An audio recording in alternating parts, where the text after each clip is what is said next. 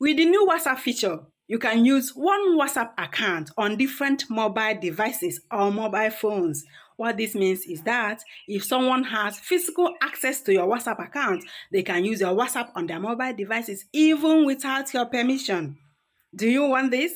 How do you find out if someone else is using your WhatsApp?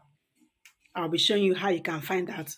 We can only do this if you can see the devices that are linked to your WhatsApp. If you don't want these devices any longer, you can just lock them out. I will show you how you can lock your WhatsApp account with your fingerprint. This way, if anyone wants to access your WhatsApp, they will be made to impute your fingerprints. Even if they have access to your phone, they have unlocked your phone, but they'll be made to impute your fingerprint. I will also be showing you how you can secure your WhatsApp through the two-factor verification. You are welcome. Let's get started. Launch WhatsApp on your mobile device, be it Android or iPhone. Tap on the three dots at the top right-hand corner. Select Linked Devices. If there is any device that is linked to your WhatsApp, it will be shown here. You can see mine, there's no device that is linked to my WhatsApp, so it will suggest I link a device. If there are devices linked to your WhatsApp and you want to disconnect them, simply tap on the device and tap Log Out. The device will be locked out. So after logging this device out of your WhatsApp, how do you secure your WhatsApp? First, you can use fingerprint lock to lock your WhatsApp. This way, if anyone wants to use your WhatsApp, even if your phone is unlocked, they will be asked to impute the fingerprint lock. So tap on the three dots again, tap on Settings, tap on Privacy.